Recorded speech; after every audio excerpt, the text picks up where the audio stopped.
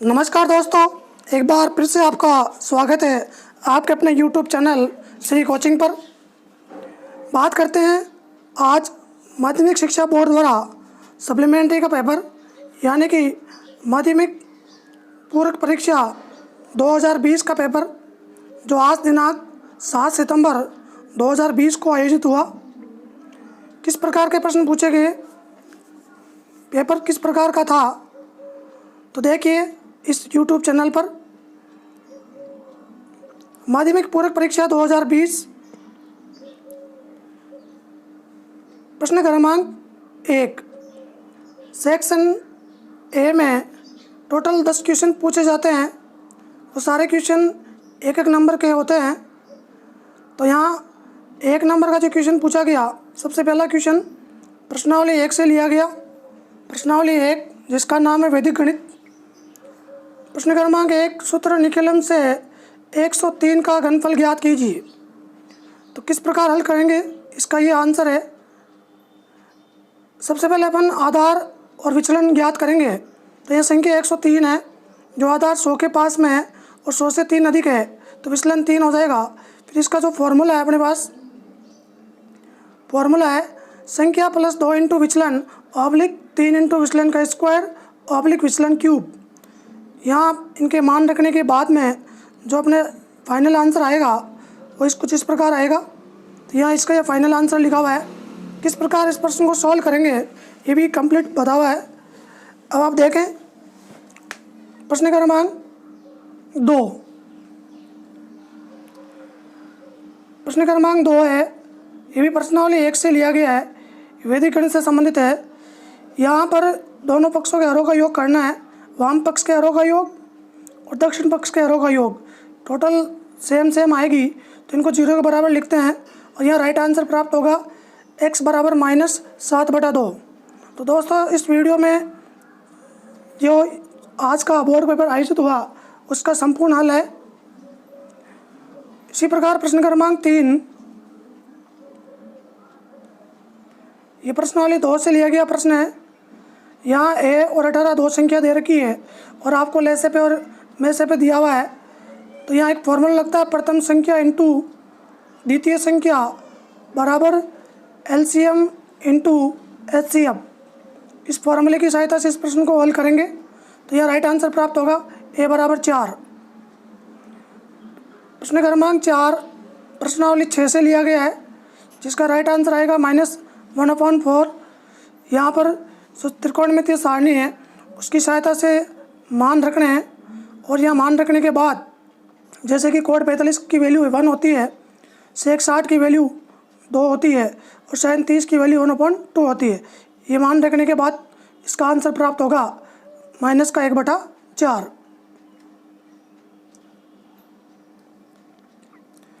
फिर प्रश्न क्रमांक 5, ये प्रश्न भी प्रश्नावली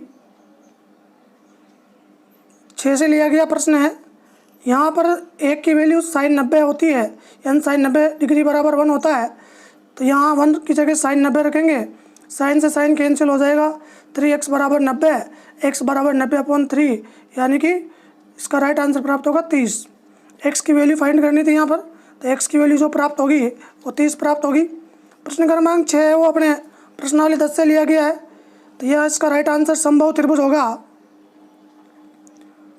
प्रश्न क्रमांक 7 प्रश्नावली 11 से लिया गया है। भुजाओं का अनुपात दे रखा है तो यहाँ एक प्रमेय का कथन लगेगा। 2 त्रिभुज है अपने पास, मान लो एक ABC एक PQR है। तो इस प्रकार की ये प्रमेय है। AB/PQ की वैल्यू अपने पास 4/9 है। 4 का स्क्वायर 16 होता है, 9 का स्क्वायर 81 होता है। तो इसका यह राइट आंसर प्राप्त होगा 16:81। बहुत ही सरल प्रश्न पूछे गए। प्रश्न क्रमांक 8 जो प्रश्नावली 18 से लिया गया है, प्रयोक्ता। यहाँ पर a नहीं की प्रयोक्ता ज्ञात करनी है। तो अपने पास इसका एक फॉर्मूला होता है PA + PA नहीं बराबर 1। PA की वैल्यू अपने पास दे रखी है, PA नहीं फाइंड करना है।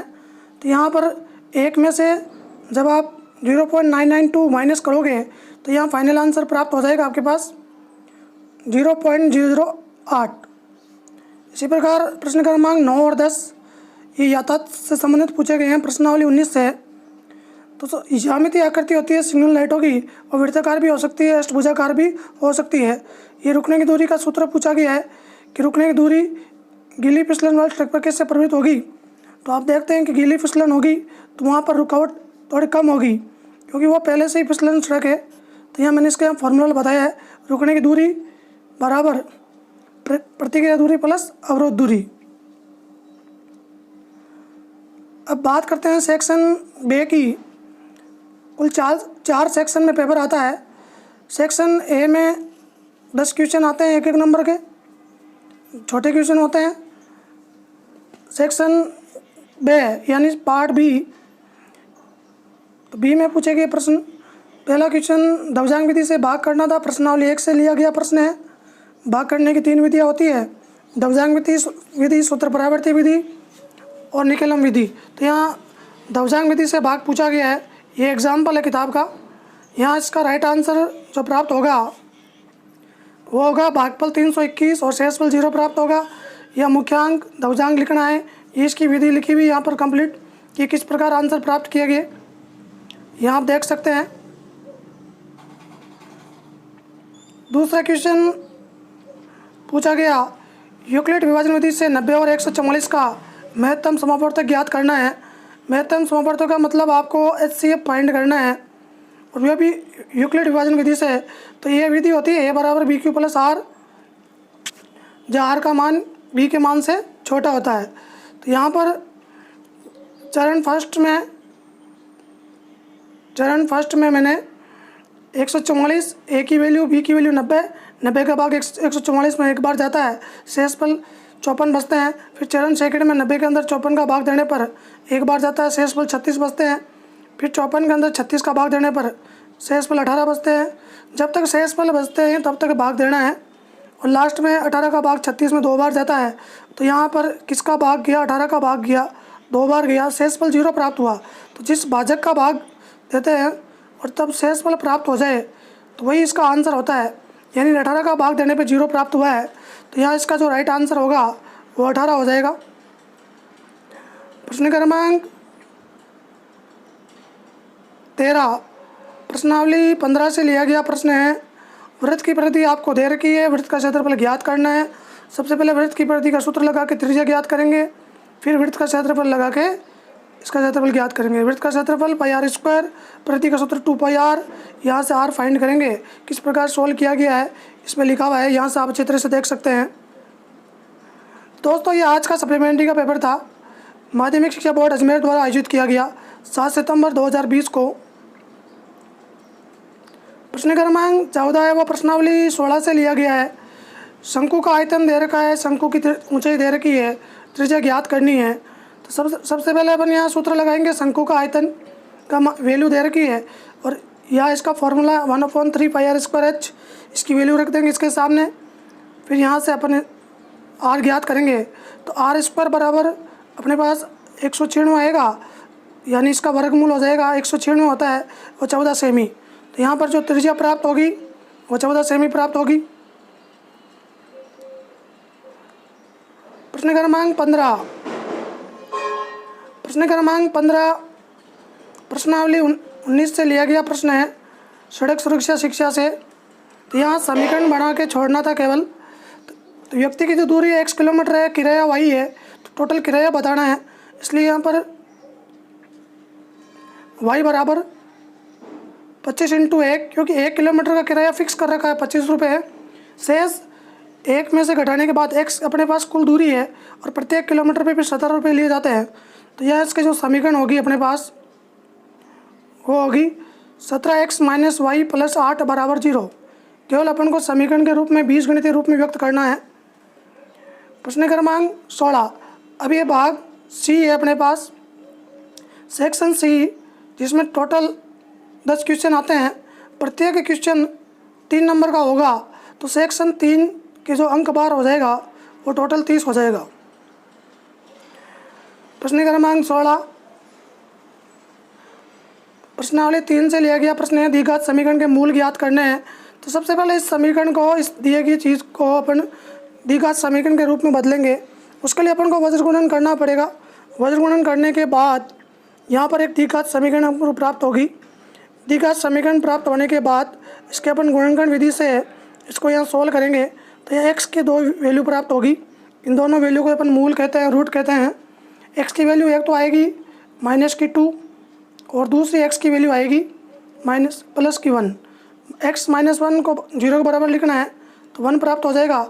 x + 2 को 0 के बराबर लिखना है तो -2 प्राप्त हो जाएगा।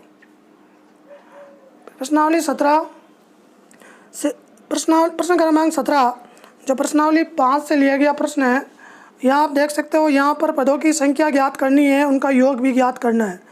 कहने का मतलब है कि दोनों ही सूत्र लगाना है। सबसे पहले आपको तो सूत्र लगाना पड़ेगा an बराबर a + n-1d। ये तो पदों की संख्या के लिए है। फिर आपको योगफल का सूत्र लगाना है Sn, तो n/2 बड़ा कोष्टक 2a + n-1d ब्रैकेट 1। तो ये याद रखना दोस्तों, ये एक तो योगफल का सूत्र लगेगा और एक पदों को ज्ञात करने का फॉर्मूला लगेगा।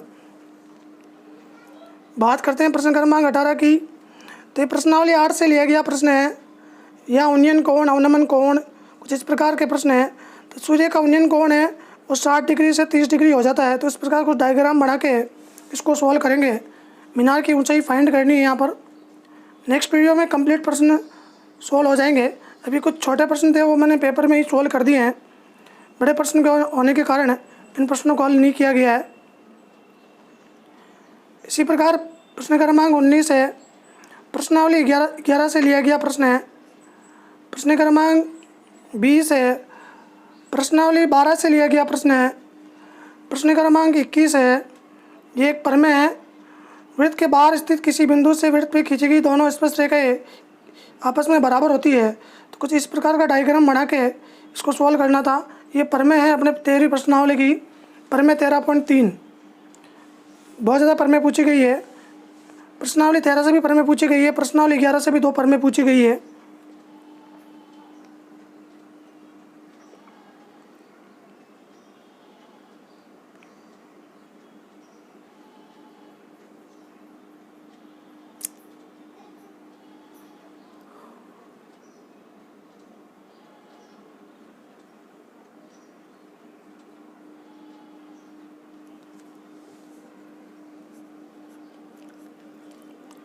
प्रश्न भाग से की बात करते डी की बात करते हैं।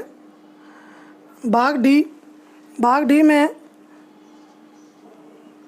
ग्राफ पूछा गया है प्रश्न क्रमांक 26 पर, जो प्रश्नावली 4 से लिया गया है।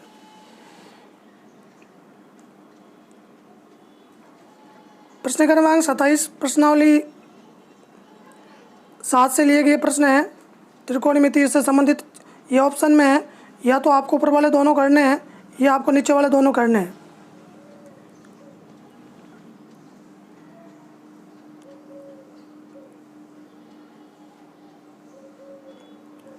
प्रश्न क्रमांक 28 प्रश्नावली 9 से लिया गया प्रश्न है।